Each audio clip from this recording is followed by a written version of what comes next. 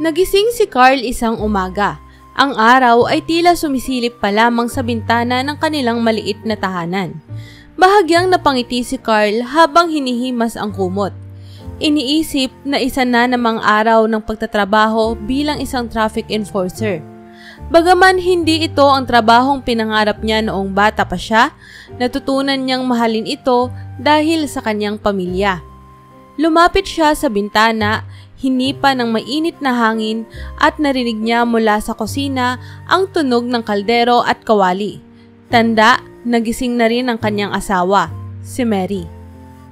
"Mahal, gising ka na pala," bungad ni Mary, habang abala sa paghahanda ng agahan.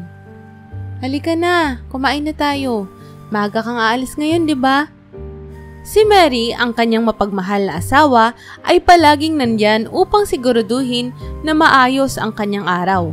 Siya ay isang full-time na housewife, ngunit para kay Carl, siya ang totoong lakas ng kanilang pamilya. Mahalaga kay Carl ang bawat umaga nila ni Mary. Mula sa kanilang pag-uusap sa mesa habang kumakain, hanggang sa mga simpleng tawanan nila bago siya pumasok sa trabaho. "Salamat, mahal," sagot ni Carl habang tumatabi sa mesa. Amoy na amoy niya ang lutong sinangag at pritong itlog. Mabilis siyang napakain habang dumating si Joel, ang kanilang anak. "Good morning po, tatay!" sigaw ni Joel, na siyang ikinangiti ni Carl. Agad niyang niyakap ang anak at binitawan ng kanyang kutsara. "Good morning din sa'yo, anak. Paborito mo ang almusal ngayon ah. Kain ka na," sagot ni Carl habang tinitingnan si Joel na masiglang nag-aalmusal. Si Joel ay isang batang punong-puno ng enerhiya. Siya ay nasa unang baitang pa lamang sa elementarya, ngunit sa kanyang murang edad, napakalinaw na ng kanyang mga pangarap. Lagi niyang sinasabi sa kanyang mga magulang na gusto niyang maging abogado balang araw. At hindi lang basta abogado, kundi maging isang senador upang makatulong sa bayan. Sa tuwing mababanggit ito ni Joel, hindi maiwasan nina Carl at Mary ang magpalitan ng tingin, puno ng saya at pagmamalaki. "Alam mo, tatay, paglaki ko, magiging abogado ako tapos magiging senador ako," biglang sabi ni Joel habang kumakain. Hindi na napigilan ang kanyang pangarap na lagi niyang binibigkas. Ngumiti si Carl. "Aba, anak, mataas ang pangarap mo ah. Siguraduhin mo lang na mag-aaral kang mabuti ha." "Opo, tatay, para sa inyo at kay nanay," tugon ni Joel sabay ngiti kay Mary. Napuno ng tawanan ang hapagkainan. At sa simpleng almusal na yon, naramdaman ni Carl ang kabuuan ng kanyang buhay, ang pagmamahal ng kanyang pamilya. Sobrang halaga kay Carl ang mga ganitong sandali, lalo na at laging pagod siya mula sa trabaho bilang isang traffic enforcer. Sa bawat araw na nakatayo siya sa gitna ng mga kalsada, hinaharap ang init ng araw at usok ng mga sasakyan, ang tanging nagiging lakas niya ay ang pagmamahal ng kanyang asawa at ng kanyang anak. Pagkatapos nilang mag-almusal, nagmadali si Carl na maghanda para sa trabaho. Habang nagbibihis, hindi niya maiwasang balikan ang alaala noong akala nila ni Mary na hindi na sila magkakaanak. Noon, halos sumuko na silang mag-asawa. Palagi nilang pinagtatalunan ni Carl at Mary ang tungkol sa pagkakaroon ng anak. Lalo na at ilang taon na silang nagsasama, ngunit walang resulta ang kanilang mga pagsubok. Sa bawat gabi, naririnig ni Mary ang mga bulong ng kanyang mga magulang. Paulit-ulit na sinasabing, "Sabi ko na nga ba, Mary, mas magiging maayos ang buhay mo kung hindi ka pumili ng tulad ni Carl." Si Carl, bilang isang traffic enforcer, ay hindi kailanman itinuring na sapat ng pamilya ni Mary. Para sa kanila, isang malaking pagkakamali ang relasyon nilang dalawa. "Mary, nakapagtapos ka ng kolehiyo. Pwede kang mag-asawa ng isang mas matagumpay na lalaki. Bakit siya pa? Ano bang maipagmamalaki niyan?" Palaging sabi ng ina ni Mary. Ang bawat sumbat ng mga magulang ni Mary ay dagok sa kanilang relasyon. Ngunit, pinilit nilang palampasin ang lahat. Pinaglaban nila ang kanilang pagmamahalan sa kabila ng mga mapait na salita. Minsan, isang gabi, nagkaroon ng mabigat na pagtatalo sina Carl at Mary. Pagod si Carl mula sa maghapong pagbabanat ng buto sa init ng araw bilang isang traffic enforcer. Umuwi siyang tahimik, ngunit dama ni Mary ang bigat ng kalooban nito. Mahal, alam ko pinipilit mong kayanin ang lahat ng ito pero minsan hindi ko rin maiwasang magtanong, bakit hindi pa tayo binibiyayaan ng anak? Tanong ni Mary. Ang kanyang boses ay nanginginig, puno ng emosyon. Hindi nagsalita agad si Carl. Naupo siya sa gilid ng kama. Pinipigilang ipakita kay Mary ang lungkot sa kanyang mga mata. Mahal, ginagawa ko naman ang lahat, pero tila ba hindi pa rin sapat eh. Ni sa mga magulang mo, hindi ko kayang ipakita na kaya kong maging higit pa sa pagiging isang simpleng traffic enforcer. Lumapit si Mary, hawak ang mga kamay ni Carl. Hindi nila naiintindihan. Hindi nila nakikita kung gaano ka kabuting tao, kung gaano kita kamahal. Pero minsan, napapaisip din ako eh. Kung may mali ba sa atin? Lahat ng kilala natin may mga anak na pero tayo. Tila bumigat ang hangin sa silid.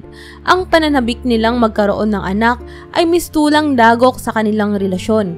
Bawat buwan, bawat taon ng paghihintay ay tila isang sugat na hindi gumagaling. Tuwing may makakasalubong silang kaibigan o kakilala na may kasamang anak, palaging may bumabalik na kirot sa puso ni Mary. Ang bawat masayang sandali ng ibang pamilya ay tila paalala sa kanila na baka hindi na sila mabibigyan ng pagkakataong maging magulang. Bukod pa rito, ang mga salita ng mga magulang ni Mary ay naging pabigat sa kanila. Palaging sinasabi ng mga ito na maaaring mas maginhawa ang buhay ni Mary kung nakapag-asawa siya ng isang profesional, isang taong may mataas na pinag-aralan, hindi isang simpleng traffic enforcer. Ngunit, hindi ito pinansin ni Mary. Pinaglaban niya si Carl at paulit-ulit niyang pinapakita ang pagmamahal niya sa kanya. Ngunit sa kalooban ni Carl, hindi niya maiwasang mag-alala. Baka tama ang sinasabi ng mga magulang ni Mary. Isang gabi, sa sobrang bigat ng kanilang nararamdaman, dumalaw silang mag-asawa sa simbahan. Pagod na silang maghintay, pagod na silang magtanong. Pero sa kabila ng lahat, sabay silang nagdasal, sabay na nag-alay ng kanilang mga pangarap sa Diyos. Mahal, kung para sa atin, ibibigay niya. Kung hindi, siguro kailangan nating tanggapin na baka hindi tayo para dun. Sabi ni Carl, pilit na nagpapakatatag. Pero sa kalooban niya, alam niyang hindi madali ang pagtanggap na iyon. Lumipas pa ang mga buwan at tila wala pa ring sagot sa kanilang mga dasal. Hanggang isang araw, si Mary ay biglang nagkasakit. Madalas siyang hinihimatay at tila hindi maipaliwanag ang kanyang nararamdaman. Nagpasya silang magpatingin sa doktor at doon nila natuklasan ang hindi nila inaasahan. Buntis si Mary, sa edad na 30 years old. Halos hindi makapaniwala ang mag-asawa. Matagal na nilang inakala na hindi na sila magkakaroon ng anak. Ngunit sa wakas, narito na ang biyaya na kanilang pinakahihintay. Tila bumalik ang lahat ng saya sa kanilang buhay. Naging mas mapagmahal si Carl kay Mary sa mga susunod na buwan. Sa bawat araw na lumilipas, mas lalo niyang pinapalakas ang loob ng asawa. Lalo na at alam niyang sa bawat araw ng pagbubuntis ni Mary, nararamdaman nito ang bigat ng kanilang mga nakaraang pinagdaanan. Para kay Carl, si Joel, ang kanilang anak, ay hindi lamang bunga ng pagmamahal, kundi isang milagro na sumagot sa lahat ng kanilang mga pinangarap at pinaglaban. Habang nagbibihis, pumasok si Mary sa kanilang kwarto at niyakap siya mula sa likod. Salamat mahal sa lahat ng sakripisyo mo para sa atin. Malambing na sabi ni Mary. Para sa iyo at kay Joel, lahat gagawin ko.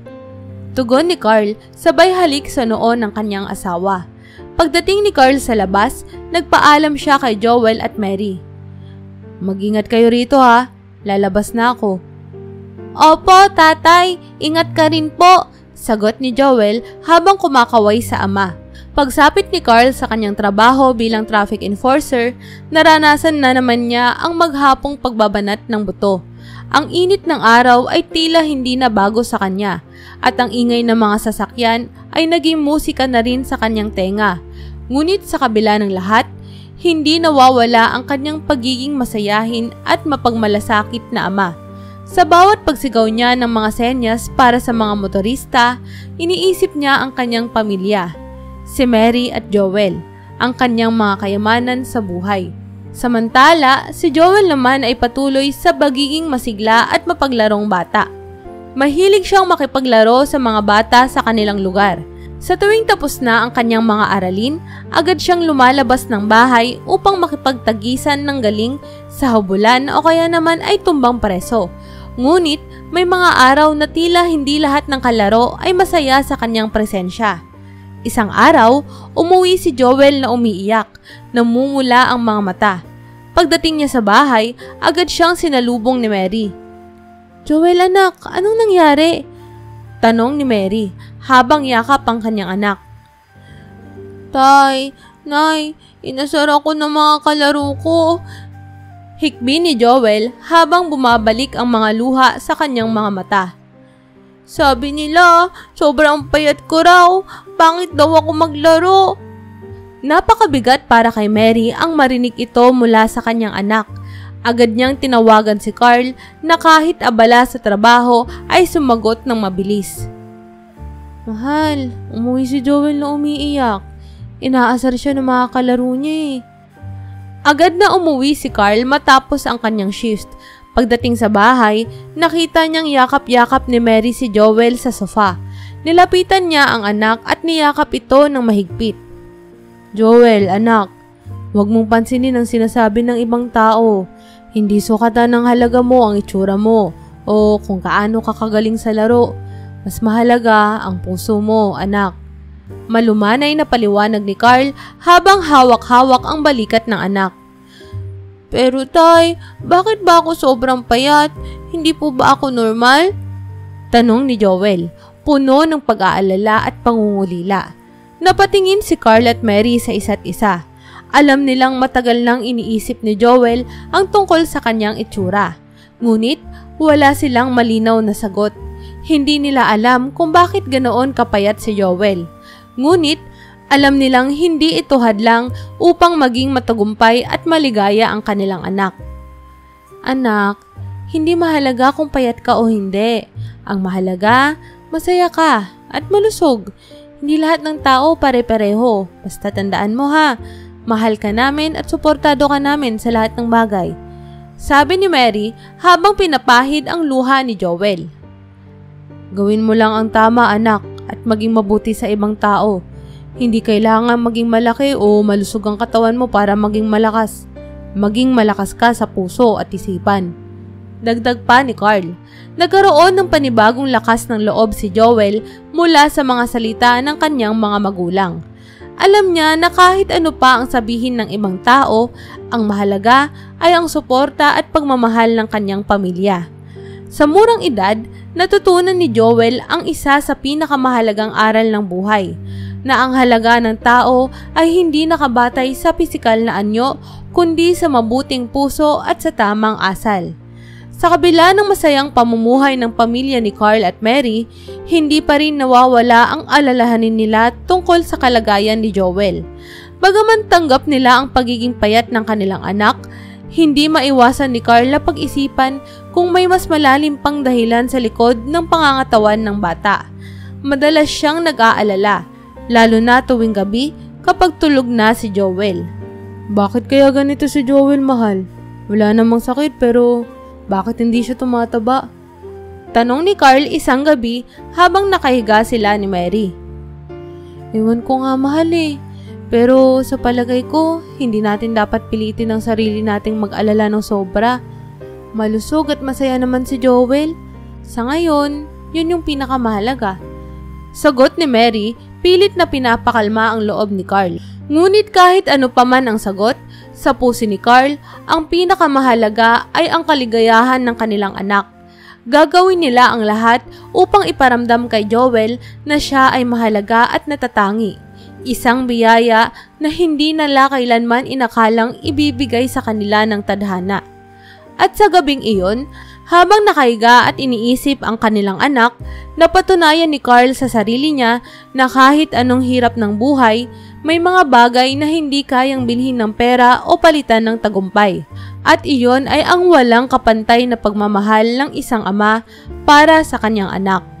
Makalipas ang ilang linggo, mula nang asarin si Joel ng kanyang mga kalaro dahil sa kanyang kapayatan, napansin ng mga magulang niya, sina Carl at Mary, na nawalan na ito ng interes na lumabas pa ng bahay at makipaglaro sa ibang bata.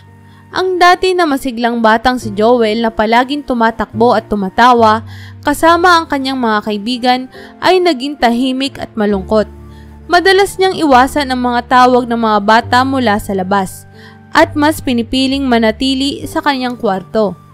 Isang gabi, habang naghahanda si Mary ng hapunan, lumapit siya kay Carl na kararating lang mula sa trabaho. Pagod at tila ba wala sa tamang sigla si Carl mula sa maghapong pagtayo sa gitna ng mga kalsada. Ngunit alam niyang hindi ito ang tamang oras para magpahinga dahil may mas mabigat pang alalahanin sa kanilang pamilya. Napansin mo ba si Joel? Hindi na siya nakikipaglaro sa labas eh. Lagi siyang nasa kwarto niya at tahimik. Nakakalungkot na makita siyang ganito, mahal. Sabi ni Mary habang nagpiprito ng isda. Tumango si Carl. Napansin din niya ang kakaibang kinikilos ng kanilang anak nitong mga nakaraang araw. Oo, napansin ko rin.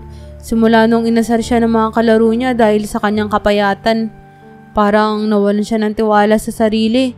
Masakit makita siyang ganyan, pero hindi ko alam kung paano natin siya matutulungan. Iniisip ko nga, mahal, baka kailangan na talaga natin siyang ipatingin sa doktor. Baka may ibang dahilan kung bakit hindi siya tumataba kahit anong kain niya. Alalang sabi ni Mary. Alam kong kailangan pero mahal, wala pa kasi tayong sapat na pera eh. Tugon ni Carl, malungkot at puno ng panghihinayang. Alam niyang dapat silang magpakonsulta pero ang kakulangan ng kanilang kinikita ay laging nagiging hadlang. Mag-iipon tayo. Gagawin ko ang lahat para kay Joel. Ilang araw ang lumipas, patuloy na pinapasan ni Carl ang bigat ng mga alalahanin habang nagtatrabaho. Sa tuwing nasa gitna siya ng kalsada, naiisip niya ang kanyang anak na tila unti-unting nawawala ang sigla. Sa bawat oras na nasa trabaho siya, ang imahe ni Joel na mahina at payat ay palaging bumabalik sa kanyang isip. Hindi niya mapigilang magtanong, bakit nga ba ganito ang anak ko? Bakit hindi siya lumalakas? Isang umaga, dumalaw sa kanilang bahay ang guro ni Joel upang kamustahin siya. Kilala ng guro si Joel bilang isang masayahing bata sa klase. Kaya, nababahala rin siya sa pagliban ng bata at ang pagbagsak ng kanyang kasiglahan.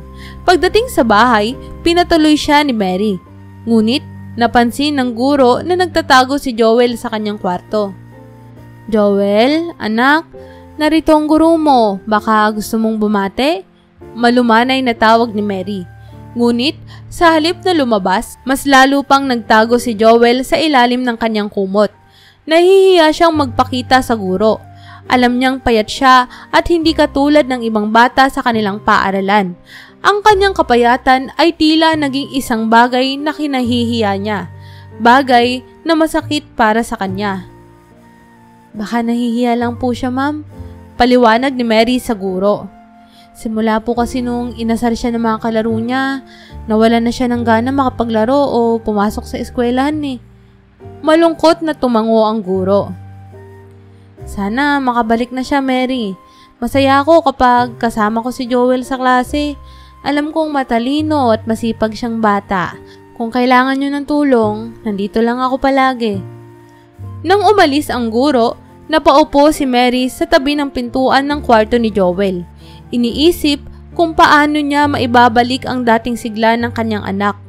Mula sa loob ng kwarto, naririnig niyang umiiyak si Joel at bawat hikbi ng kanyang anak ay parang patalim na tumutusok sa puso ni Mary. Isang araw, habang nasa trabaho si Carl bilang traffic enforcer, may napansin siyang magarang sasakyan na paparating. Nakilala niya agad ang mga sakay nito, ang mga magulang ni Mary. Matagal nang hindi kinakausap ng mga magulang ni Mary si Carl, lalo na simula noong pinili ni Mary na pakasalan si Carl. Nais ng mga magulang ni Mary na magkaroon siya ng mas maayos na buhay, kasama ang isang lalaking nakapagtapos ng kolehiyo at may mataas na posisyon sa trabaho, hindi isang simpleng traffic enforcer. Nang magkatapat ang sasakyan at si Carl, bumaba ang bintana ng kotse at mula roon, narinig niya ang tinig ng kanyang biyanang babae. "Carl, ba't hindi ka nalang maghanap ng mas matinong trabaho? Di mo kayang bigyan ng magandang buhay yung pamilya mo?" Pangungot yan ng ina ni Mary. "Tingnan mo nga ang anak mo, payat at hindi normal. Kala ko ba kaya mong alagaan ang pamilya mo?" Bawat salitang lumalabas mula sa bibig ng kanyang biyanan ay parang dagok sa kanyang pagkatao. Hindi niya kayang ipagtanggol ang sarili. Hindi niya kayang salubungin ang mapanghusgang tingin ng mga magulang ni Mary dahil alam niyang sa kabila ng lahat ng kanyang pagsusumikap, tila ba kulang pa rin siya. Pag-uwi ni Carl noong araw na iyon, agad niyang ikinuwento kay Mary ang nangyari. "Mahal, nakita ko mga magulang mo kanina. Sinabi nila na hindi ko raw kaya alagaan kayo. Sakit? Pero ang mas masakit pa, baka totoo yung sinasabi nila. Baka nga hindi ko kaya kayong mabigyan ng sapat na buhay." Niyakap ni Mary si Carl, pilit siyang pinapalakas. "Mahal, hindi totoo yun. Napatunayan mo na sa akin kung gaano kakabuti bilang asawa at ama. Huwag mong intindihan ang sinasabi nila, ha? Mas mahalaga si Joel ngayon. Hindi yung mga opinyon nila o kung ano pa mang gusto nilang sabihin." Nagdesisyon silang mag-ipon mula sa maliit na kinikita ni Carl bilang traffic enforcer at ang kaunting perang natatanggap ni Mary mula sa ilang pagkukusang gawaing bahay. Naging masinop sila sa bawat sentimo. Tinitiis ang pagod at hirap para lamang maisalba ang kanilang anak. Sa bawat buwan na lumilipas, patuloy silang nagsakripisyo. Hindi muna sila bumili ng anumang bagay na hindi kinakailangan. Tiniis ang init ng panahon at masikip na espasyo sa kanilang tahanan. Lahat ng iyon ay para kay Joel. Makalipas ang ilang buwan, sa wakas, naipon na nila ang sapat na pera upang mapadala si Joel sa isang doktor. Puno ng pag-asa ang puso ni Mary. Ngunit, kasabay ng pag-asa ay ang takot na baka may malalim na dahilan sa likod ng kapayatan ng kanilang anak. Dinala nila si Joel sa ospital, umaasa na isang simpleng sakit lang ang dahilan ng kanyang kapayatan. Ngunit, nang ibigay ng doktor ang resulta ng pagsusuri, tila gumuho ang mundo ni Carl at Mary. Si Joel ay may leukemia, isang uri ng cancer sa dugo. Hindi makapaniwala si Mary. Napalahod siya habang yakap si Joel. Si Carl naman, nanlamig ang buong katawan. Tila hindi alam ang kanyang gagawin. Nadurog ang kanilang mga puso sa narinig. Tila isang masakit na kabaliwan na bumalot sa kanilang pamilya. Hindi to totoo. Bulong ni Mary. Nanginginig ang boses at puno ng luha ang mga mata. Bakit si Joel? Bakit ang anak ko? Bakit siya? Tahimik si Carl. Wala siyang masabi. Gusto niyang sumigaw, magalit, ngunit sa mga sandaling iyon, ang tanging nagawa niya ay ang hawakan si Joel ng mahigpit. Sa kanyang puso, alam niyang hindi sila basta-basta susuko. Pero paano nila haharapin ang ganitong pagsubok? Paano nila matutustusan ang pagpapagamot ng kanilang anak? Nang makauwi sila mula sa ospital, bumigat ang bawat hakbang ni Mary. Sa kanilang bahay na dati ay puno ng tawa at saya, ngayon ay tila baga balot ng lungkot at kawalan ng pag-asa. Hindi na magawang umiti ni Joel, na walang kaalam-alam sa bigat ng kanyang sitwasyon. Tahimik siyang nakahiga sa kanyang kwarto, habang si Carl at Mary ay magkasamang nakaupo sa sala, kapwa hindi makapagsalita.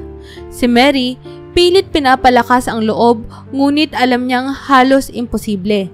Nakatingin siya kay Carl at sa kanyang puso nararamdaman ng matinding takot. Hindi na niya mapigilang humikbi. Bawat luha ay tila bumabagsak kasabay ng bigat ng realidad na kailangan nilang harapin.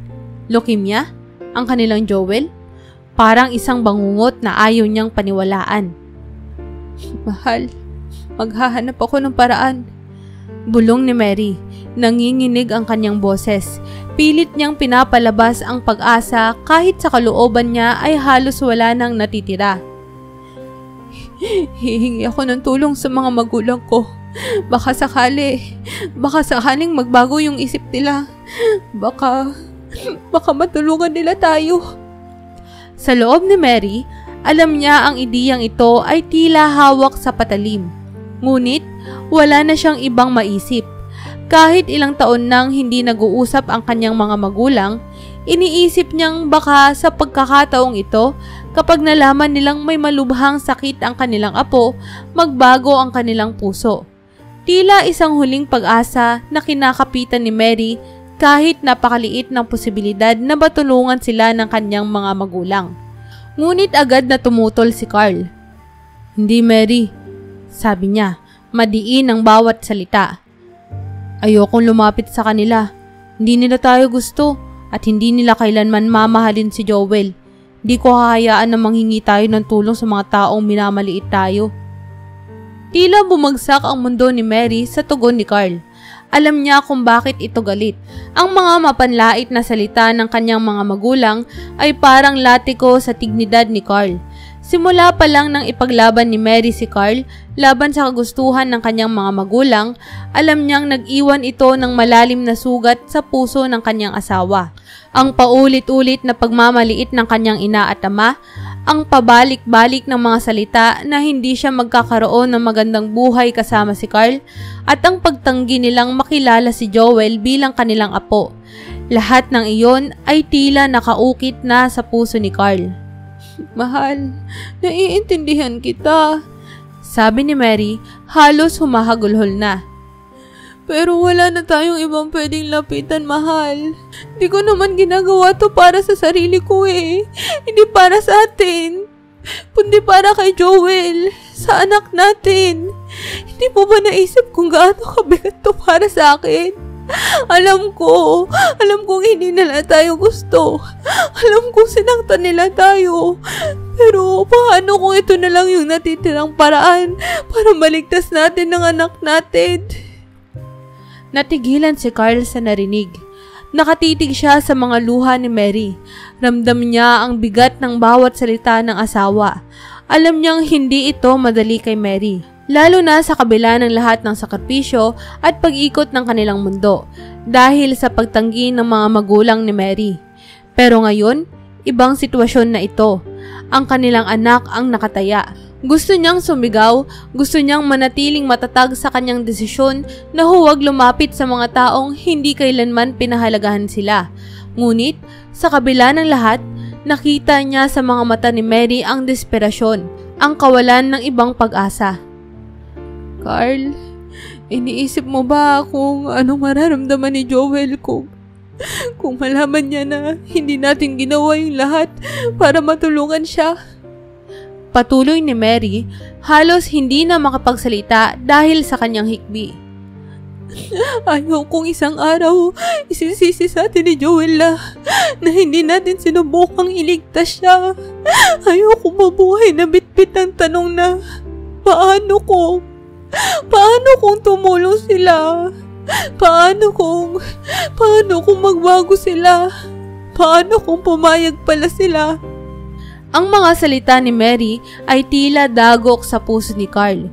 Hindi niya alam kung ano ang mas mabigat, ang galit niya sa mga magulang ni Mary o ang takot na hindi niya magawang iligtas ang kanyang anak dahil sa kanyang pride. Alam niyang tama si Mary. Ang buhay ni Joel ang nakataya. At bilang mga magulang, hindi nila maaaring hindi subukan ang lahat ng posibleng paraan. Pero napakahirap sa kanya na lunukin ang kanyang pride. Lalo na sa bawat galit at hinanakit na nararamdaman niya mula sa mga magulang ni Mary, alam niyang hindi madali para sa kanya na humingi ng tulong sa kanila. Sumandal si Carl sa sofa, pinapahid ang luha sa kanyang mga mata. Mahal, di ko alam kung kaya ko. Hindi ko kayang humarap sa kanila, lalo na sa pagkatapos ng lahat ng mga sinabi nila tungkol sa atin. tungkol sa akin. Pero tama ka siguro. Mas mahalaga si Joel. Mas mahalaga siya kaysa sa pride kong to. Hinawakan ni Mary ang kamay ni Carl habang patuloy na tumutulo ang kanilang mga luha. Alam ko, mahal. Alam ko. Masakit para sa'yo. Masakit para sa atin pareho, pero ito na lang kasi yung paraan na nakikita ko eh. Hindi ko gustong makita kang masaktan, pero hindi ko rin naman kayang mawalan ng anak eh. Tumango si Carl, bagamat ramdam niya ang bigat ng desisyong iyon. Sige Mary, kung ito na lang ang natitirang paraan, gagawin natin. Gagawin natin para kay Joel. Ang pag-uusap na iyon ay isang mabigat na yugto ng kanilang relasyon. Alam nilang napakalaki ng kanilang gagawin at napakasakit para kay Carl ang paglapit sa mga magulang ni Mary. Ngunit sa bawat patak ng kanilang luha, alam nilang kailangan nilang subukan para kay Joel, para sa kanilang anak na higit pa sa anumang pride o galit. Nang magpasya sina Carl at Mary na lumapit sa mga magulang ni Mary, sina Roy at Lalaine, isang mabigat na hakbang ang kanilang ginawa. Alam nilang ang bawat paglapit na iyon ay parang paghakbang sa isang mabagsik na daan. Punong-puno ng mga sugat at galos mula sa mga nakaraang alitan at galit. Ngunit para kay Joel, ang kanilang pinakamamahal na anak, handa nilang lunukin ang kanilang pride at tiisin ang lahat ng sakit. Isang maulan na hapon nang dumating sila sa mansyon ng mga magulang ni Mary, pagsapit nila sa pinto, tila ba bumabalik sa kanilang alaala ang lahat ng masasakit na nangyari noon. Tumayo sila sa harapan ng napakalaking gate. Kumatok si Mary at pagdungaw ng kanilang katulong sa bahay, agaran silang pinapasok. Anong ginagawa niyo rito? Malamig na tanong ni Lalaine, na nakaupo sa sala na tila wala man lang ni isang bakas ng kasiyahan sa muka. Napatingin siya kay Carl na tila ba napilitan siyang makita ulit ang lalaking itinakwil na niya mula sa buhay ng kanyang anak. Ma, pa, nandito kami para humingi sana ng tulong. Mahina, ngunit buo ang loob na sagot ni Mary. Hinahawakan ang kamay ni Carl bilang tanda ng pagsuporta. Ramdam ni Carl ang panginginig ng kamay ni Mary. Ngunit, alam nilang kailangan nilang magtulungan para kay Joel. Tulong? Anong klaseng tulong kailangan nyo ngayon, Mary? Patutsada ni Roy, ang ama ni Mary, habang tahimik na tumititig kay Carl. May halong inis at galit sa kanyang mga mata. Oh, kala ko ba kaya mo na ang buhay mo nang piliin mo siya? Tinutukoy niya si Carl. Tila may pader na paghamak sa pagitan ni na Carl at ng mga magulang ni Mary. Nakatayo lang si Carl, tahimik at tinitiis ang bawat salita. Pinili niyang hindi sumagot dahil alam niyang mas mahalaga ang dahilan ng kanilang pagpunta kaysa makipagtalo. Tinignan niya si Mary na ngayon may luha na sa mga mata. Ma, pa, si Joel kasi. Simula ni Mary habang nagpupunas ng luha. May leukemia ang anak namin. Pa, kailangan namin ng pera para sana sa pagpapagamot niya. Nagulat si Roy at Lalaine, ngunit ang kanilang mga muka ay hindi nagpakita ng simpatya. Sa halip, tila ba may halong pag-aalinlangan at malamig na pagtingin ang tumagos kay Carl. Tumayo si Lalaine at lumapit sa kanila. Ang tingin niya kay Carl ay puno ng pangungutya. Leukemia? At ngayon, biglang lumapit kayo sa amin dahil kailangan nyo ng pera. Mary, paano mo napabayaan yung sarili mo para sa taong to? Galit na binatawan ni Lalaine. Hindi mapigilan ni Mary ang paghikbi. Ma, ginagawa namin ang lahat. Nag-ipon kami pero hindi kasi sapat ma. Ayokong mawala si Joel. Ayokong mawala yung anak ko. Tahimik na nakinig si Carl. Tinatanggap ang bawat sumbat at paghamak. Pero ang mga salita ni Lalaine ay tila mga punyal na bumabaon sa kanyang puso. Kung gusto mo talagang tumulong, Carl, sabi ni Roy, nakatingin ng diretsyo sa mga mata ni Carl. Kailangan mong patunayan sa amin na kaya mo. Kaya mula ngayon, tatrabaho ka sa amin bilang security guard. Kapag napatunayan mong may silbi ka, saka lang namin kayo tutulungan. Napalunok si Carl. Alam niyang mabigat ang kondisyon ni Roy. Tila ba ginagawa lang nila itong laro. Isang laro kung saan si Carl ang kanilang pinaglalaruan.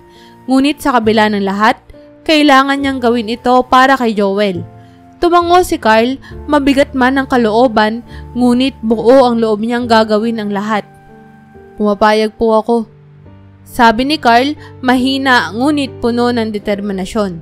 At doon nagsimula ang kanyang buhay bilang isang security guard sa mansyon ng mga magulang ni Mary. Bawat araw, bawat oras na nilalaan niya sa ilalim ng tirik na araw o malamig na gabi, palaging nasa isip niya si Joel. Hindi siya nagtatrabaho para sa kanyang sarili o sa kanyang pride. Nagtatrabaho siya dahil gusto niyang mabuhay ang kanyang anak. Pero hindi madaling trabaho ang napasukan ni Carl. Sa bawat oras na nasa mansyon siya, laging may bumabaling na mata ng pangungutya mula kina Roy at Lalaine. Madalas siyang makitang pinagtatawanan ng mga ito. Lalo na at tila sinadya nilang iparamdam sa kanya na siya ay wala sa kanilang antas. Ang mga kasamahan din sa trabaho ay hindi na rin nakaligtas sa mga mapanghusgang tingin ng pamilya ni Mary. Habang lumilipas ang mga araw na nagtatrabaho si Carl bilang security guard sa mansyon ng mga magulang ni Mary, palagi niyang nakakasama si Mang Isko, ang janitor ng pamilya. Sa bawat pagkakataong break o wala silang ginagawa, umuupo sila sa isang sulok ng bakuran o minsan sa likod ng malaking mansyon. Nag-uusap ng mga bagay-bagay na tila sila lang ang nakakaintindi. Si Mang Isko ay simple lamang ang pananaw sa buhay, ngunit punong-puno ng karunungan at karanasan. 10 taon ang tanda ni Mang Isko kay Carl, ngunit sa kanilang mga pag-uusap, tila ba wala silang agwat sa edad.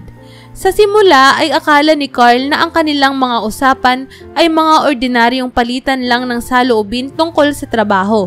Ngunit, habang tumatagal, napagtanto niya na sa likod ng bawat ngiti ni Mang Isko ay isang lalaking puno ng pinagdaanan. Ano nga po bang nangyari sa'yo dito, Mang Isko? Minsang tanong ni Carl habang sila'y nakaupo sa harapan ng bodega, sabay higop sa kanyang kape. Nakangiting tumugon si Mang Isko, iniiling ang ulo. Carl, mahabang kwento, pero sa totoo lang, pareho tayo ng sitwasyon. Pamilya rin ang dahilan kung bakit ako nandito. Ang asawa ko, si Aling Lita, nagkasakit ng matagal na panahon. Kailangan kong maghanap ng trabaho na may makakasama at hindi ako iiwan. Kaya napasok ako rito sa mga magulang ni Mary. Tumango si Carl, parang bigla niyang naramdaman ang koneksyon nila. Kaya ka po pala nandito. Kala ko noon masaya ka nagtatrabaho dito eh. Ngumiti si Mang Isko. Ngunit may kalungkutan sa kanyang mga mata. Masaya, Carl. Pero hindi ibig sabihin walang hirap. Noong una, tulad mo, nakaranas din ako ng pang-aapi. Lahat ng trabaho pinapagawa sa akin kahit di ko na dapat trabaho. Pero para sa pamilya, kayang-kaya mo tiisin lahat. Ibang lakas ng isang ama pag pamilya na ang nakataya. Dito nagsimula ang kanilang mas malalim na ugnayan. Hindi na lang sila basta magkasamahan sa trabaho, naging sandigan sila ng isa't isa sa mga hirap na oras. Si Mang Isko, sa kabila ng kanyang mababang estado sa buhay, ay punong-puno ng mga kwento ng pagtitiis at pagmamahal sa pamilya, na madalas na nagbibigay ng inspirasyon kay Carl. Alam mo, Carl, minsang sabi ni Mang Isko, lahat ng to, lilipas din. Ang mga taong nanakit sa atin, di sila magtatagal. Pero ang mga alaala ng sakripisyo natin para sa pamilya, yun ang magtatagal. Napangiti si Carl sa sinabi ni Mang Isko. Tama ka po, Mang Isko. Para sa anak ko, kakayanin ko lahat. Di ko nga alam kung saan ako kukuha ng lakas minsan. Pero pag iniisip ko si Joel, parang wala nang bagay na hindi ko kayang harapin. Tila ba bumalik ang sarili niyang alaala kay Mang Isko nang marinig ang pangalan ni Joel. Ganyan din ako sa anak ko noon, Carl. Lahat, tiniis ko para sa kanila. Ngayon, kahit wala na si Lita, alam ko sa puso ko na ginawa ko ang lahat para sa kanya. Tumigil sandali si Mang Isko at huminga ng malalim. At ganyan din ang ginagawa mo para kay Joel. Magiging maayos din lahat. Tandaan mo yan. Hindi maikakaila ni Carl ang damdaming gumaan ng kalooban niya sa bawat oras nang nag-uusap sila ni Mang Isko. Kung hindi dahil sa matandang janitor, malamang ay mas lalong bumigat ang pakiramdam niya sa lahat ng naranasan niya sa mansyon.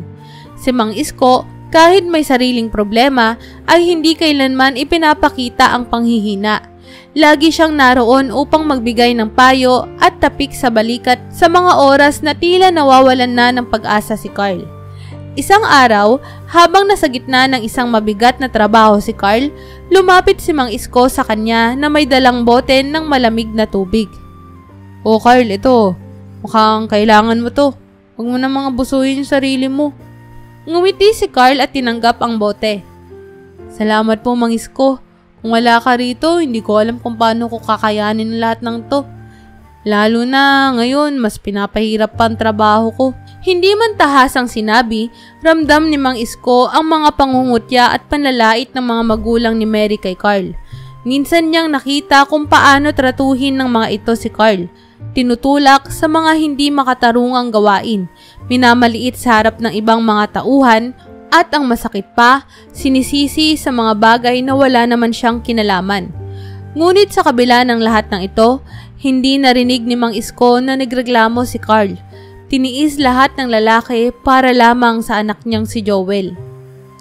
"Alam mo, Carl," sabi ni Mang Isko habang tumatabi sa kanya, "malapit na yung matapos. Hindi magtatagal, gagaling si Joel. Balang araw, papasalamat ka na hindi ka sumuko. Nakita ko na ang dami mong pinagdaanan, pero tandaan mo, hindi mo ito ginagawa ng mag-isa. Kasama mo si Mary, kasama mo si Joel, at kasama mo rin ako." Napatingin si Carl kay Mang Isko, at sa mga sandaling ito, tila ba nakatagpo siya ng isang kaibigang higit pa sa kaibigan. Isang mentor, isang kapatid na mas matanda, at isang taong nauunawaan ang kanyang pinagdadaanan. "Salamat po, Mang Isko. Hindi ko alam kung paano ko nakakatagal dito kung hindi dahil sa'yo. Salamat sa lahat ng payo mo." Tumawa si Mang Isko at tinapik si Carl sa likod. "Aba, maliit na bagay yan, Carl. Tayong mga ama, wala tayong ibang pwedeng sandalan kundi ang isa't isa. Kaya hanggat nandito ako, kasama mo ako." At sa bawat araw na magkasama sila sa mansyon, lalong lumalalim ang kanilang pagkakaibigan. Sa bawat tagpong pinagtatawanan si Carl ng mga magulang ni Mary, nariyan si Mang Isko upang iparamdam sa kanya na may halaga siya, na ang bawat araw ng pagtitiis ay may katumbas na kaligtasan at pagmamahal ng kanyang pamilya. Ngunit tila mas lalo pang tumindi ang pagsubok kay Carl ng isang araw, may isang mamahaling alahas ang nawala sa loob ng bahay. Agad na napuno ng galit si Lalaine, at tila sa kanyang mga mata, walang ibang maaaring mapagbintangan kundi si Carl. "Magnanakaw ka!" sigaw ni Lalaine isang umaga habang galit na galit siyang lumalapit kay Carl sa kanilang harapan. Nakayuko lang si Carl habang pinapahiya siya sa harap ng lahat.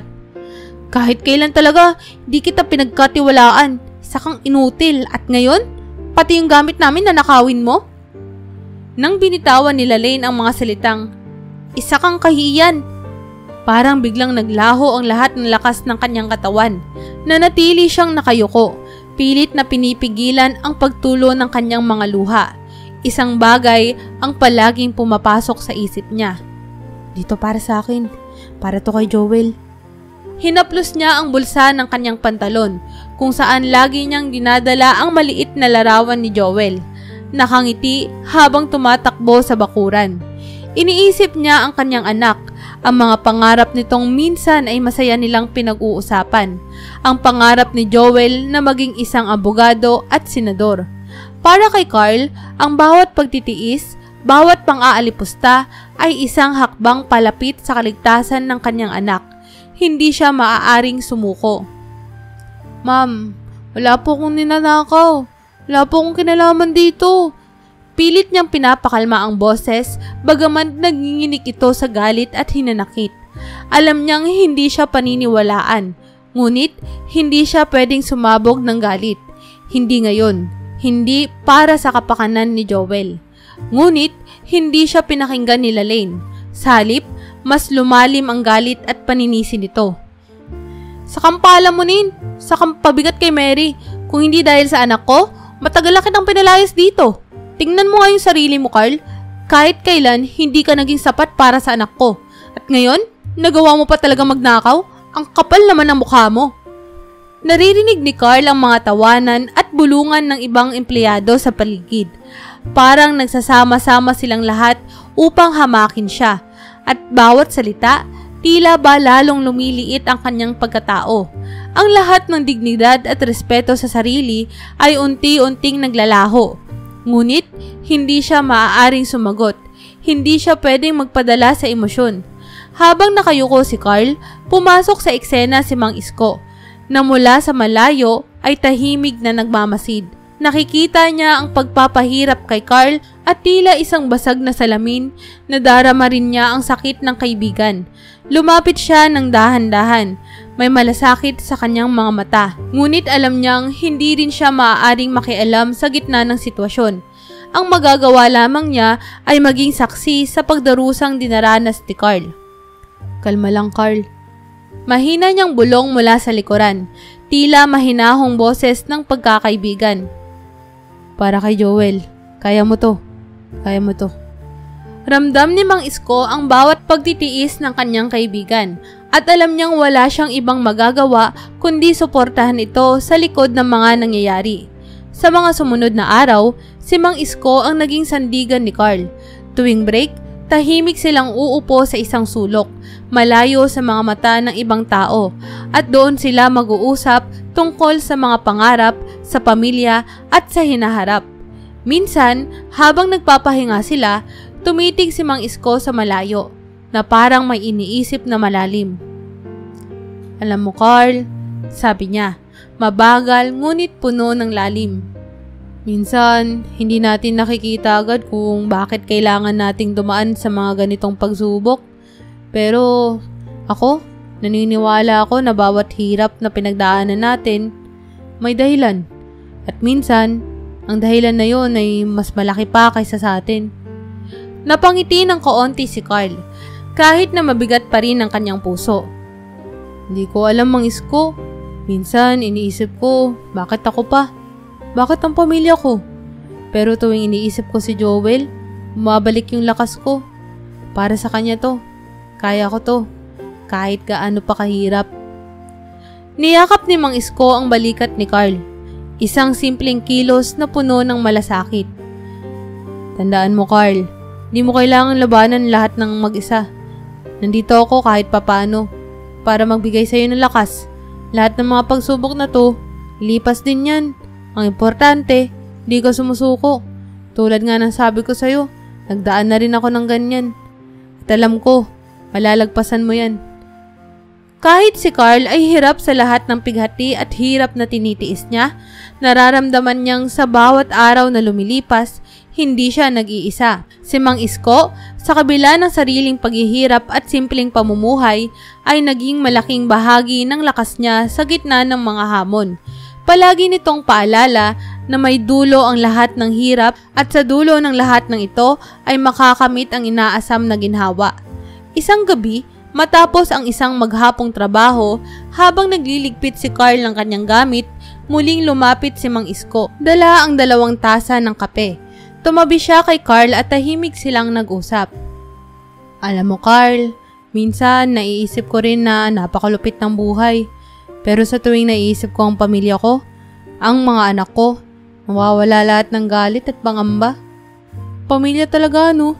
Yan ang pinaka-importante sa lahat. Kaya kahit anong bigat na nararanasan mo, tandaan mo, ang ginagawa mo ay para sa kanila. At sa dulo ng lahat ng to, sila ang magiging gantimpala mo. Habang pinapakinggan ni Carl si Mang Isko, naramdaman niya ang isang bahagyang kaginhawaan. Alam niyang tama si Mang Isko. Ang lahat ng sakripisyong ito, ang bawat pagtitiis ay hindi walang dahilan. Si Joel, si Mary, sila ang nagbibigay ng lakas kay Carl na magpatuloy. Kahit anong ibato sa kanya ng mga magulang ni Mary, kahit anong pagsubok pa ang dumating, hindi siya bibigay. Dahil alam niya ang tunay na laban ay hindi para sa sarili niyang pride o dignidad, kundi para sa buhay ng kanyang anak at ang kinabukasan ng kanilang pamilya. Salamat po, Mang Isko, sabi ni Carl, mahina ngunit puno ng pagpapasalamat. Hindi mo po alam kung gaano kalaki ang naitutulong mo sa akin. Hindi ko nga alam kung hanggang kailan ko pa kakayanin to, pero habang nandyan ka po, alam kong kaya ko pa. Ngumiti si Mang Isko, hinampas ang balikat ni Carl ng malumanay. Ano ka ba, Carl? Dito lang ako. Walang bibitaw ah. Para kay Joel, para sa pamilya mo. Kayang-kaya mo to. At sa gabing iyon, habang pinagmamasdan ni Carl ang madilim na kalangitan, muling bumalik ang liwanag sa kanyang puso. Alam niyang hindi siya nag-iisa sa labang ito. At kahit gaano pa kahirap ang buhay sa mansyon, palagi siyang may kaagapay sa tabi niya. Si Mang Isko, isang matalik na kaibigan na hindi iniwanan at isang haligi ng lakas sa panahon ng panghihina. Habang patuloy ang mga araw na pang-aalipusta at pang-aapi kina Carl, mas lalong bumibigat ang kalooban ng lalaki. Si Roy at Lalaine ay tila wala ng limitasyon sa kanilang kalupitan. Isang araw, nagbiro si Lalaine sa kanilang mga kasambahay na lagyan ng sili ang pantalon ni Carl. Walang magawa ang mga empleyado kundi sundin ang utos ng kanilang amo. Nang isuot ni Carl ang pantalon, agad niyang naramdaman ang masakit na hapdi sa kanyang balat. Nagtakbuhan ng mga kasambahay, nagtawanan habang pinagmamasdan ang paghihirap ni Carl. Halos hindi makalakad si Carl sa sobrang sakit, ngunit hindi niya pinakita ang kanyang galit. Hindi siya sumigaw, hindi siya nakipag-away. Umuwi siyang tahimik, dala ang sakit hindi lang sa kanyang katawan, kundi pati na rin sa kanyang puso. Pagdating sa bahay, hindi na niya natiis at inamin kay Mary ang lahat ng nangyari. Doon pumutok ang emosyon ni Mary. Hindi siya makapaniwala na ang sarili niyang magulang ay kayang gawin yon kay Carl, sa lalaking minahal niya at ama ng kanilang anak. Pagdating sa bahay, halos hindi na makatingin si Carl kay Mary. Ramdam niya ang bigat ng mga nangyari. Ngunit, alam niyang hindi na niya kayang itago ang lahat. Sa bawat hakbang papunta sa kanilang pintuan, parang dinadala niya ang lahat ng sakit at kahihiyan. Nang makita siya ni Mary, agad niyang napansin ang pamumutla sa mukha ng kanyang asawa. Alam niyang may masamang nangyari. Carl, ano nangyari sa'yo? Tanong ni Mary. Kita ang pag-aalala sa kanyang mga mata habang hinawakan ang braso ng asawa. Ngunit sa halip na sumagot, napayuko si Carl, hindi makatingin ng diretsyo. Tahimik niyang ibinaba ang kanyang bag at napaupo sa gilid ng kanilang maliit na mesa. Ramdam ni Mary ang bigat ng tensyon, kaya agad siyang lumapit at yumakap kay Carl. Inaasahang may maririnig na paliwanag.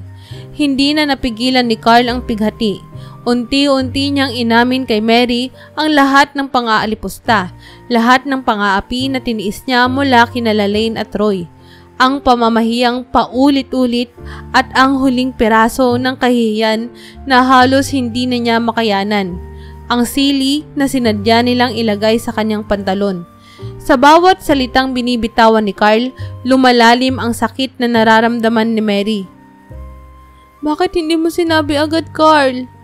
Umiiyak na tanong ni Mary. Nanginginig ang kanyang boses habang pilit na hinahawakan ang mukha ng kanyang asawa. Bakit mo tiniis lahat to ng mag-isa? Paano nila nagawa sa'yo to? Paano nila ginawa sa'yo to, Carl? Sariling mga magulang ko? Tumulo ang luha ni Carl, pero mabilis niyang pinunasan ito. Ayaw ipakita ang kabuuan ng kanyang kahinaan. Para kay Joel, Mary. Halos pabulang niyang sagot. Para sa anak natin. Alam kong kailangan natin ng pera para sa pagpapagumot niya. Di ako pwedeng sumuko, Mary eh. Kahit gaano pa kasakit, kahit gaano pa kalupit yung trato nila sa akin. Nanginginig ang kanyang boses, puno ng kirot at pagod mula sa lahat ng tiniis. Hinaplos ni Mary ang pisngi ni Carl. Masakit sa kanyang puso na marinig ang mga salitang iyon. Hindi siya makapaniwala na ang lalaking mahal niya ay nagtiis sa lahat ng iyon.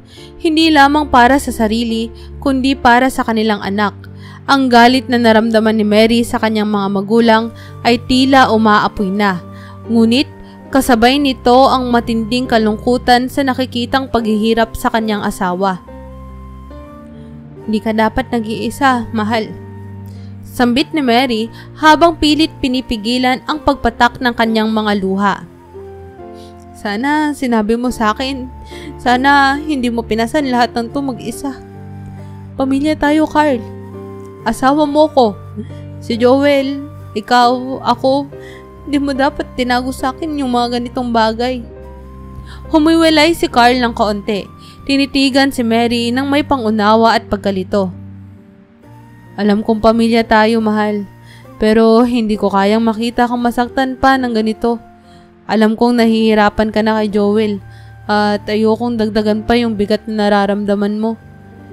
Pero hindi na napigilan ni Mary ang pagbuhos ng kanyang emosyon. Niyakap niya si Carl ng mahigpit, tila ayaw na niyang bitawan. "Hindi mo kailangan tiisin lahat, Carl. Kasama mo ko. Wag na wag mong isasakripisyo yung sarili mong dignidad para lang sa pera nila. Hindi ko yun matatanggap. Mahal kita. Mahal ko si Joel, pero hindi ko papayagang patuloy ka lang nilang aapihin ng ganyan." Sa mahang sandaling iyon, naramdaman ni Carl ang tunay na bigat ng kanyang mga desisyon. Nararamdaman niya ang pagmamahal at malasakit ni Mary. Pero kasabay nito ay ang katotohanan na wala silang sapat na pera para ipagpatuloy ang pagpapagamot ni Joel. Habang magkasama sina Carl at Mary sa ospital, tahimik nilang pinagmamasdan si Joel na natutulog, nakakabit sa mga IV at mga makina. Ang kabigatan sa kanilang dibdib ay hindi maikubli. Pareho silang balisa. Hindi alam kung saan huhugot ng pag-asa. Wala na silang sapat na pera para ituloy ang gamutan. At kahit gaano nila kagustong iligtas ang anak, tila nauubos na ang kanilang mga opsyon. Sa kaligitnaan ng kanilang katahimikan, biglang bumukas ang pinto ng ospital. Pumasok si Mang Isko. Dala ang isang maliit na sobre na puno ng pera. Hindi sila makapaniwala sa pagdating ng matandang janitor. Para silang nakakita ng anghel sa gitna ng dilim. "Mang Isko, anong ginagawa mo rito?" tanong ni Carl. Ang kanyang boses ay nanginginig. Halata ang pagod at pagkabigla. Sa sandaling iyon, ang bigat ng kanyang nararanasan ay tila bumuhos ang lahat. Mga paghihirap, ang sakit ng pag-aalipusta at ang kawalan ng pag-asa na dulot ng kalagayan ng kanilang anak. Lumapit si Mang Isko, may halong lungkot at ngiti sa kanyang mga mata. "Carl, Mary," mabagal niyang simula. "Alam ko ang lahat. Nakita ko ang hirap na dinaranas mo, Carl. Hindi ko na kayang panoorin ka na tinitiis lahat para kay Joel. Alam kong napakalaki ng pasanin mo at bilang isang kaibigan, hindi ko kayang basta manood lang." Pinunasan ni Carl ang kanyang mga mata, hindi makapaniwala sa naririnig. "Mang Isko, hindi mo kailangang gawin to." Nanginginig ang kanyang boses. Hindi namin kayang suklihan to." Ngumiti si Mang Isko, ngunit may halong lungkot sa kanyang mga mata. Tatlong taon kong inipon ng mga perang ito. Para sana sa sarili naming pangarap. Pero kinausap ko ang asawa ko at mga anak ko. At nagdesisyon kami na mas kailangan nyo to ngayon. Ang buhay ng anak mo ay higit pa sa anumang plano namin. Kaya binibigay ko to sa inyo mula sa puso namin." Napuno ng luha ang mga mata ni Carl at Mary. Hindi nila kayang pigilan ang kanilang emosyon. Sa harap ng ganitong kabutihan at sakripisyo, natunaw ang kanilang mga puso. Hindi nila akalain na isang simpleng tao na tulad ni Mang Isko na halos wala ring kayamanan sa buhay ay handang magbigay ng lahat para lamang matulungan silang mailigtas si Joel. "Mang Isko," halos walang masabi si Mary. Ang kanyang mga luha ay patuloy na dumadaloy habang mahigpit niyang hinahawakan ang kamay ni Mang Isko. "Hindi namin alam kung paano kami magpapasalamat sa iyo, Mang Isko. Hindi ko akalain na may taong tulad mo na handa magsakripisyo para sa amin." Hinawakan ni Mang Isko ang balikat ni Carl at tinignan ito ng may malalim na pangunawa. Wala nga naman, Carl. Sabi niya, boses niya ay puno ng malasakit. Para kay Joel, gagawin ko rin to. Alam ko kung gaano mo kamahal ang anak mo. At bilang isang ama, naiintindihan ko ang pinagdadaanan mo. Huwag kang mag-alala, makakabangon kayo. Makakalampas din kayo rito. Si Carl, na hindi kilala sa pagiging emosyonal, ay tuluyang bumigay. Tumulo ang mga luha sa kanyang pisngi, niyakap niya si Mang Isko ng mahigpit. Sa yakap na iyon, naramdaman niya ang hindi lamang pasasalamat, kundi pati na rin ang pag-asa. Ang pag-asa na muli niyang nakamit dahil sa kabutihan ng isang tao na itinuturing niyang kaibigan. Hindi ko makakalimutan to, Mang Isko. Bulong ni Carl, halos hindi makapagsalita dahil sa pagbuhos ng emosyon. Hindi namin malilimutan ang ginawa mo para sa amin, para kay Joel. Sa tulong ng perang inipon ni Mang Isko, nagpatuloy ang gamutan ni Joel at sa loob ng ilang buwan, tuluyang gumaling si Joel mula sa kanyang sakit. Ang kanilang pamilya ay muling nabuo. Habang patuloy na lumalaki si Joel, higit pa sa pangkaraniwang pasasalamat ang naramdaman niya para kay Mang Isko. Ang kabutihang loob at sakripisyo ng matandang janitor ay naging haligi ng kanyang muling pagkabuhay mula sa bingit ng kamatayan. Para kay Joel, hindi na lamang si Mang Isko ang simpleng kaibigan ng kanyang mga magulang. Itinuturing niya ito bilang isang pangalawang ama. Isang tao na nagbigay ng pagkakataon sa kanya upang mabuhay at matupad ang kanyang mga pangarap. Mula nang gumaling si Joel, palagi siyang binabalikan ni Mang Isko. Lagi itong dumadalaw sa ospital para kamustahin ang bata. Minsan ay dala pa ang paboritong pagkain ni Joel o isang simpleng pasalubong. Kahit na gumaling na si Joel at nakarecover na mula sa sakit, patuloy na nanatili ang koneksyon nila ni Mang Isko. Lagi silang nag-uusap at ang mga payo ni Mang Isko ay tila ba nagiging gabay ni Joel sa bawat aspeto ng kanyang buhay. Alam mo, Joel, minsang sabi ni Mang Isko habang magkasama silang kumakain ng taho sa isang parke. Lahat ng hirap may kapalit na ginhawa, pero sa bawat tagumpay, dapat mong tandaan kung sino ang mga tao na kasama mo nung nasa ilalim ka pa. Di mo pwedeng kalimutan yun. Tumango si Joel, dinadala sa kanyang puso ang bawat salita ng matanda. Opo, Mang Isko, hindi ko po malilimutan ang mga sakripisyo ninyo. Hindi ko po malilimutan ang ipinakita niyong kabutihan. Kayo po ang dahilan kung bakit ako nandito ngayon. Habang tumatanda si Joel, naging malinaw sa kanya ang lahat ng aral at mga salita ni Mang Isko. Ipinasa ito sa kanya, hindi lang bilang gabay sa kanyang personal na buhay, kundi pati na rin sa kanyang propesyon. Sa bawat hakbang patungo sa kanyang pangarap na maging abogado, laging nasa isipan niya si Mang Isko at ang kanyang pamilya, ang mga taong tumulong at nagbigay sa kanya ng buhay. Nang makapagtapos si Joel ng pag-aaral at maging isang ganap na abogado, isa ito sa pinakamalaking tagumpay sa kanilang pamilya. Naroon si Carl at Mary. Ngunit higit sa lahat, naroon din si Mang Isko. Tahimik na nakaupo sa likod ng auditorium noong graduation ni Joel. Nang makita ni Joel ang matandang janitor sa gitna ng mga tao, agad siyang napangiti at tumakbo papunta rito matapos ang seremonya. Salamat, Mang Isko, sabi ni Joel habang niyayakap ang matanda. Dahil po sa inyo, nandito po ako ngayon. Hindi ko po makakalimutan ang lahat ng ginawa nyo para sa akin.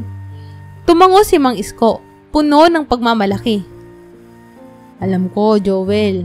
Alam kong gagawa ka ng magagandang bagay. Pero tandaan mo ha, sa bawat tagumpay, dapat mas maging mabuti ka. Gamitin mo yan para makatulong sa iba. Habang lumilipas ang mga taon at nagiging matagumpay si Joel sa kanyang propesyon, patuloy siyang bumabalik kay Mang Isko. Hindi lamang para magpasalamat, kundi para alagaan ito tulad ng ginawa ng Mang Isko para sa kanila. Dinala niya si Mang Isko sa mga lugar na hindi pa nito nararating, tulad ng mga simpleng bakasyon o kainan sa mga lugar na gustong puntahan ng matanda, ngunit hindi kayang abutin noon. Ang kanilang ugnayan ay hindi nagbago. Si Joel ay naging abala sa pagiging abogado, ngunit palaging nasa isipan niya ang payo ni Mang Isko. Kahit sa bawat desisyon sa kanyang karera, hinihiling ni Joel ang gabay ng matanda. Sa tuwing may malalaking kaso na kinakaharap si Joel, pupunta siya kay Mang Isko upang humingi ng payo o inspirasyon. Ang mga simpleng pag-uusap nila sa mga oras ng kape o tahimik na hapon ay laging nagbibigay kay Joel ng malinaw na direksyon sa kanyang buhay at karera. Lumipas ang ilang taon at si Joel bilang isang ganap na abogado ay naging kilala sa kanyang propesyon. Ngunit sa kabila ng kanyang tagumpay, hindi niya nalimutan ang kanyang ugat. Sa tuwing binabalikan niya ang kanyang kwento, palaging si Mang Isko ang nasa puso niya. Tinulungan siya nito hindi lang mabuhay, kundi magkaroon ng pag-asa at inspirasyon na gamitin ang kanyang tagumpay para sa kaibubuti ng iba. Sa bawat desisyon ni Joel bilang abogado, palaging naroon ang boses ni Mang Isko. Ang paalala na ang hustisya ay hindi lamang tungkol sa batas, kundi tungkol din sa kabutihan at malasakit sa kapwa. Ang kwento ni Mang Isko ay naging bahagi ng kwento ni Joel. Isang hapon, habang abala si Joel sa kanyang opisina, dumating ang anak ni Mang Isko. Galit na galit at may mga luhang dumadaloy sa kanyang pisngi. Attorney Joel, halos hindi makahinga sa pagkataranta ang anak ni Mang Isko. Hindi ko na alam ang gagawin namin. Pinagmamalupitan kami ni Lalaine at Roy sa mansyon. Hindi na nila kami tinatrato bilang tao. Agad na nagningas ang galit sa dibdib ni Joel. Hindi niya inasahan na sa kabila ng lahat ng ginawa ni Mang Isko para sa kanyang pamilya, pati na rin ang kabutihan ng anak nito, ay magagawa pa rin ng kanyang sariling mga lolo at lola ang ganoong kalupitan. Kahit hindi pa niya alam ang buong detalye, ang simpleng pahayag na iyon ay sapat na upang magising ang kanyang damdamin ng hustisya. Hindi ito tama at hindi ito kailanman magiging tama. Kwento mo sa akin lahat ng nangyari. Maraing sabi ni Joel, iniaabot ang isang basong tubig upang pakalmahin ang anak ni Mang Isko. Sa bawat detaling isinasalaysay nito, ramdam ni Joel ang init ng galit na tila kumukulo sa kanyang mga ugat. Sa kabila ng dugo at ugnayan, alam niya kung ano ang tama at mali. At sa pagkakataong ito, walang lugar ang relasyon ng pamilya sa harap ng hustisya. Ang kabutihan ng kanyang pamilya ay hindi matutumbasan ng anumang ugnayan sa dugo. Agad siyang tumayo mula sa kanyang lamesa, huminga ng malalim at inilabas ang mga papeles para sa pagsampa ng kaso. Hindi ko palalampasin to. Madiing sinabi ni Joel habang mabilis niyang pinirmahan ng mga dokumento. Hindi importante kung sino sila. Kung mali ang ginagawa nila, kailangan nilang pagbayaran. Makalipas ang ilang linggo, nagharap sina Joel, Lalaine at Roy sa korte. Sa mga mata ng kanyang mga lolo at lola, makikita ang halong galit at pagtataka. Para kay Lalaine, isang malaking pagtataksil ang pagsampa ng kaso laban sa kanila ng sariling apo. Paano nagawa to ni Joel? Tanong ni Lalaine sa kanyang isipan, habang tinititigan ng binata na itunuring pa naman nilang kanilang tagapagmana. Sa simula ng paglilitis, naroon si Joel, matikas at determinado, habang ang kanyang mga lolo at lola ay tila hindi pa rin makapaniwala sa kinaharap nilang sitwasyon.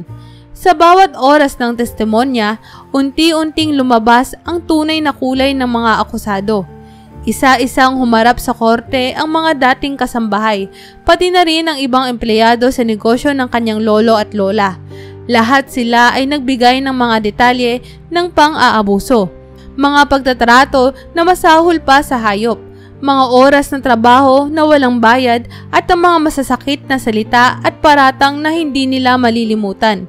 Ang bawat pagsasalaysay ay tila espada na unti-unting pumuputol sa dignidad ng kanyang mga lolo at lola. Ngunit, ang pinakamatinding dagok ay nang lumabas ang ebidensya ng mga iligal na gawain ni Lalaine at Roy. Mga pekeng kontrata, pagkakasangkot sa smuggling at pangungutong sa kanilang mga negosyo. Lahat ng ito ay isinawalat sa harap ng korte. Ang mga kasalukuyan at dating empleyado ay nagsimulang lumabas mula sa anino ng takot upang magsalita laban sa kanila. Sa kalagitnaan ng paglilitis, dumating ang sagutan sa pagitan ni Joel at kanyang lola, si Lalaine. Hindi mapigilan ni Lalaine ang kanyang galit, kaya bigla siyang tumayo mula sa kanyang upuan. "Paano mo nagawa to sa amin, Joel?" Galit na galit niyang tanong. Halos manginig ang boses. "Kami ang nagpalaki sa'yo. Kami ang pamilya mo. Paano mo kami matatalikuran ng ganito? Sino ka naman para gawin sa amin to?" Pero ang mga salita ni Lalaine ay tila walang epekto kay Joel. Tumayo siya ng matikas, matalim ang tingin, ngunit kalmado ang boses. "Wala hong saysay ang pagiging pamilya kung ginagamit lang ang kapangyarihan para manakit ng ibang tao." Sabi ni Joel, madiin at puno ng katotohanan. "Hindi ko po tinatalikuran ang pagiging apo nyo, pero tinatalikuran ko po ang maling gawain nyo. Sa harap ng batas, wala pong pamilya, walang kapangyarihan, walang pera ang maaaring mangibabaw sa hustisya." Sa sandaling iyon, tila pumanaw ang lahat ng lakas ni Lalaine. Umupo siya, tulala, tila hindi makapaniwala na ang apo na minsan nilang binaliwala ay siyang nagsasabi ng mga salitang iyon. Hindi rin nakapagsalita si Roy. Sa bawat testimonya, sa bawat ebidensya na inilalahad sa korte, unti-unti niyang naisip na hindi na sila makakatakas pa. Alam nilang tapos na ang laro nila. Ang mga kasinungalingan, mga pananamantala at pang-aabuso ay hindi nila maitatago sa makapangyarihang mga kamay ng batas. Ang hatol ay dumating. 20 years na pagkakakulong para kina Lalaine at Roy. Habang binabasa ng hukom ang sentensya, bumigat ang hangin sa silid ng korte. Walang imik ang mga nakasaksi. Lahat ay naghihintay kung ano ang magiging reaksyon ng mga akusado.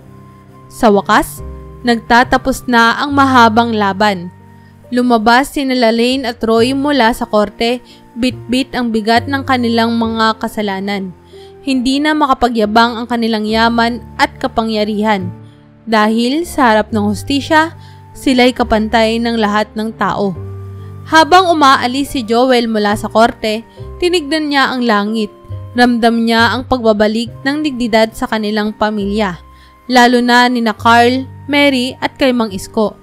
Ang araw na iyon ay hindi lamang araw ng hustisya, kundi isang simbolo ng pagpapasalamat niya sa mga taong nagtaguyod sa kanya, ang kanyang mga magulang at si Mang Isko, na sa kabila ng lahat ng kanilang pinagdaanan ay nanatiling tapat sa kanya. Sa dulo ng lahat, hindi lang hustisya ang kanyang nakamtan. Naging instrumento siya ng pagbabalik ng dignidad at respeto para sa lahat ng mga taong matagal nang pinahirapan at inabuso. Si Joel ay nanatiling nakatayo, hindi bilang apo ng may mga sala, kundi bilang abogado ng mga walang boses at bilang isang anak na ang puso ay puno ng pasasalamat at ng pagmamahal.